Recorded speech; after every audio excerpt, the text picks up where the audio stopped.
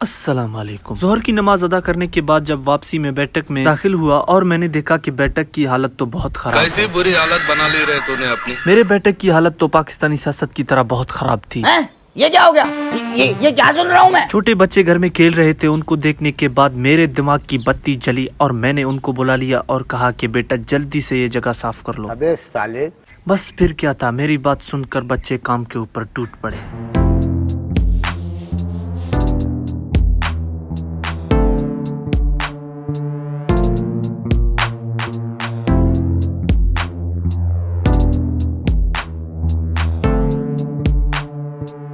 और फाइनली आप यहाँ पर देख सकते हैं ये जगह मेरे जेब की तरह बिल्कुल साफ हो गया है।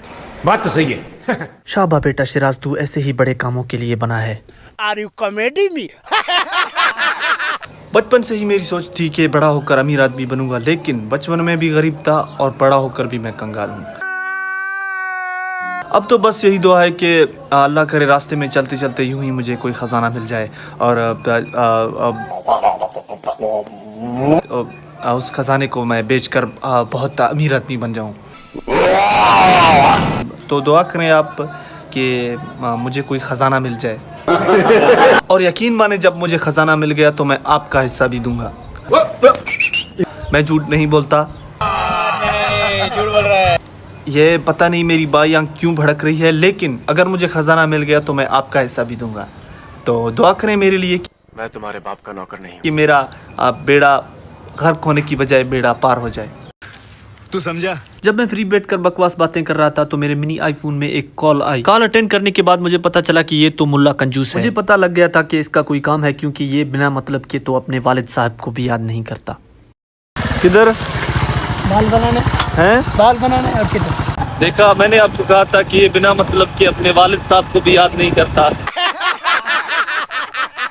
अब इसको बाल बनाने इसलिए मुझे याद किया। फिर हम चले गए अहमद के पास। अहमद हमारे गांव का सबसे मशहूर नाई है। लोग दूर दूर से और बड़े शौक से इसके पास अपना कटवाने आते हैं बाल।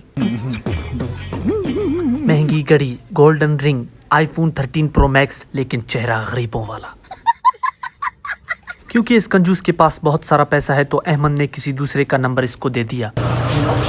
बंदा चाहिए कोई काम के लिए। कल ही काफी हो गए। देखा, मैं इसीलिए कहता हूँ इस कंजूस के पास बहुत सारा पैसा है। ये है शाहिद की सबसे छोटी सिस्टर, जो कि माशाल्लाह बहुत क्यूट है। और ये है मेरे कमीने दोस्त का शरीफ भाई जाहिद। फिर हम चले गए थे असर की नमाज पढ़ने, जहाँ पर शाका और वडेरे का बेटा दोनों मिल गए। फिर हमने बैठकर थोड़ी देर अफ्तारी का वेट किया, क्योंकि आज लास्ट रोजा है, कल ईद है। क्योंकि आज चांद रात है तो बाजार में सही अच्छा खासा रश है और रश मुझे बिल्कुल नहीं पसंद, इसलिए मैं घर चला गया। ये तो लेटेस्ट न्यूज़ है। अगले सुबह 5:45 बजे। क्या आज ईद है? ईद की कोई तैयारी की? कपड़े वगैरह लिए? या तुम्हें शर्म आती है? मुझे इस बात का पता अभी तक नहीं चला कि ईद कैसे आ गई। थोड़ी देर में जब नमाज का टाइम हो गया तो हम सब भाई अब्बू के साथ निकल पड़े नमाज। माशाल्लाह हम 7 भाई हैं, लेकिन सैफ भाई हमेशा की तरह लेट हैं और मैं वीडियो बना रहा हूँ। और ये लो, मुझे भी देख लो, मैं भी जा रहा हूँ नमाज की तरफ। ईद की नमाज हो गई, सबको ईद मुबारक दे दी। आप सबको भी ईद मुबारक मेरी तरफ से। तो मेरे पास तो कुछ आया नहीं दिखाने को, तो अभी आगे का सीन ऐसे है कि मैं जाऊंगा सोने। बस अभी मैं जा रहा हूँ सोने।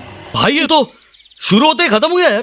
तो बाकी ईद के लिए तो कुछ नहीं है मेरे पास आप सब के लिए, लेकिन हाँ ईद के बाद 1-2 दिन में इंशाल्लाह हम जाएंगे किसी पिकनिक में, तो उसका मैं व्लॉग बनाकर आपको फिर दिखाऊंगा। तो अल्लाह हाफिज़, अपना ख्याल रखें। मेरी तरफ से आप सबको ईद मुबारक, अपना ख्याल रखें। अल्लाह हाफिज़।